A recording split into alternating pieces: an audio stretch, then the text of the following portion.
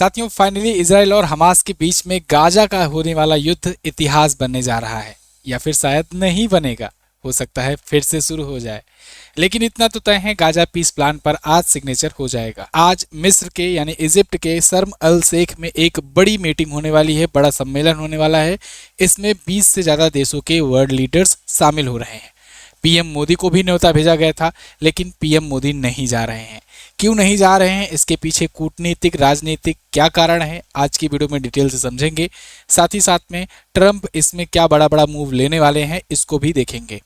क्या इसी मीटिंग में अब्राहम अकॉर्ड पर भी साइन करा लिया जाएगा, इस पर भी हम लोग चर्चा करेंगे। तो आज की वीडियो काफ़ी खास होने वाली है, काफ़ी इन्फॉर्मेटिव होने वाली है। वीडियो को लाइक कर दीजिए, शेयर कर दीजिए। चलिए शुरू करते हैं। आप देखिए, ये आर्टिकल इंडियन एक्सप्रेस का आज का ही है। PM invited to Gaza summit in Egypt today.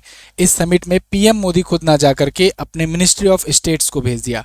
तो एक प्रकार से भारत बहुत अच्छे से कूटनीतिक चाल चला है कि प्राइम मिनिस्टर गए भी नहीं वहां पर, और अपनी उपस्थिति दर्ज कराने के लिए अपने एक दूत को भी भेज दिए हैं।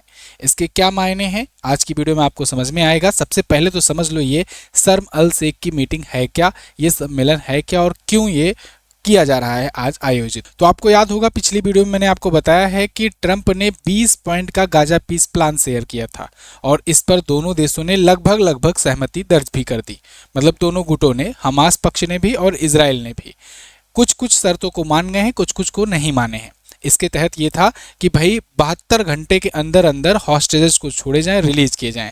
अब वो 72 घंटे की डेडलाइन भी समाप्त होने वाली है आज दोपहर को, इसीलिए वो आज दोपहर से पहले ही बहुत सारे बंधक छोड़े जाएंगे। 6 छोड़ दिए गए हैं, कुछ और अभी छोड़े जाने हैं, और ये कंफर्म नहीं हुआ है हमास की तरफ से कि सभी को छोड़ेंगे। हाँ, ये कहा है कि हॉस्टेजेस छोड़ेंगे, और अभी जिस प्रकार के स्टेप बाय स्टेप छोड़े जा रहे हैं उस हिसाब से लग रहा है कि यहाँ का जो प्रोसेस है हो सकता है और लंबा खींचे। हो सकता है हमास कुछ को रखे अपने पास आगे के लिए, अपनी सिक्योरिटी और सेफ्टी इंश्योर करने के लिए।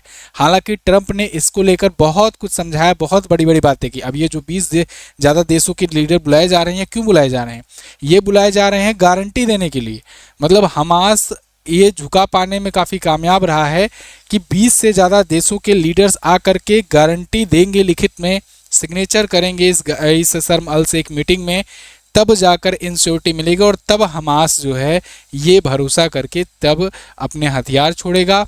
या हथियार छोड़ने की बात पर हालांकि पूरी तरीके से सहमत नहीं हुआ है, लेकिन गाजा में छोड़ेगा अपना आधिपत्य, साथ ही साथ हॉस्टेज को रिलीज करेगा। अब आप समझो हमास ने किस प्रकार से यहाँ पर दबाव बना करके रखा है कि ना ट्रंप की बात पर भरोसा है, ना बेंजामिन नेतन्याहू की बात पर भरोसा है। इवन बेंजामिन नेतन्याहू तो इस समिट में हिस्सा भी नहीं ले रहे हैं, ना ही हमास इसमें हिस्सा ले रहा है, लेकिन ट्रंप फिर भी आ रहे हैं ये इंश्योरिटी दिलाने के लिए। देखिए किसके साथ, संयुक्त राष्ट्र के महासचिव भी इसमें आएंगे, एंटोनियो गुटरेस, ब्रिटेन के प्रधानमंत्री कीर स्टारमर, फ्रांस के राष्ट्रपति इमैनुअल मैक्रोन, जॉर्डन के राजा अब्दुल्ला द्वितीय, तुर्की के राष्ट्रपति तैयब अर्दोगान, जर्मनी के चांसलर फ्रेडरिक मर्ज, और इटली के प्रधानमंत्री जॉर्जिया मेलोनी, ये सब आ रहे हैं। ट्रंप आ रहे हैं, पीएम मोदी को भी बुलाया गया था। मतलब दुनिया भर के जितने भी टॉप मोस्ट इन्फ्लुएंशियल व्यक्ति हैं उन सबको बुलाया गया था, पुतिन को छोड़ करके, लेकिन पीएम मोदी यहाँ पर खुद नहीं आए हैं। हमास ने भी इसमें शामिल होने से मना कर दिया। ईरान ने तो न्योता ही ठुकरा दिया। ईरान ने कहा किस बेसिस पर हमको न्योता भेज रहे हो भाई, है ना, बेंजामिन हमें तो पूरा उखाड़ करके बैठे हुए हो। खैर, ये जो आपको पीछे पर्सन दिख रहे हैं, डोनाल्ड ट्रंप साहब, नोबेल पुरस्कार में अपनी फजीहत करवाने के बाद फिलहाल अभी डटे हुए हैं कि गाजा पीस प्लान पर ये समझौते पर कायम रहेंगे और गाजा में युद्ध विराम करा करके रहेंगे। इसी तर्ज पर ये पहले इजराइल आ रहे हैं। इजराइल में द नेसेट को संबोधित करेंगे, अपनी खूबियां खूब गिनाएंगे कि हमको भले से नोबेल नहीं मिला है, लेकिन आपके प्रधानमंत्री ने नॉमिनेट किया था बेंजामिन नेतन्याहू ने, और हमने ये शांति ला दी है 2 साल बाद, है ना। भले से ही मतलब आप समझो 250 में आकर के 48 बचे, उसमें से 20 जिंदा हैं और बाकी के 28 मृत हो गए हैं, लेकिन फिर भी कुछ जो जिंदा बचे हैं उनको तो हम छुड़वा रहे हैं। खैर, इसके बाद ये जाएंगे इजिप्ट में यानी मिस्र में, और मिस्र में जाकर के इस समिट में हिस्सा लेंगे शर्म अल शेख सम्मेलन में। ये मिडिल ईस्ट में सबसे बड़ा सम्मेलन माना जा रहा है, काफ़ी व्यापक सम्मेलन होने वाला है। तो ये सोमवार यानी आज दोपहर को यहाँ पर आने वाले हैं। तो अब इसमें गाजा युद्ध विराम समझौते पर आधिकारिक हस्ताक्षर होगा। इसमें इतने देश भी शामिल होंगे जो भी मैंने आपको बताया, उतने देश की गारंटी दी जाएगी हमास को इंश्योरिटी मिलेगी, तब जा करके हमास धीरे धीरे हॉस्टेजेस को छोड़ेगा। और इस बात की खुशी पूरे इजराइल में है, इसलिए सभी लोग जो हैं भीड़ जुड़ा करके, मतलब सड़कों पर आ करके झंडे लहरा करके एक प्रकार से खुशियां मना रहे हैं, सेलिब्रेट कर रहे हैं। बहुत लोग इमोशनल भी हो गए हैं।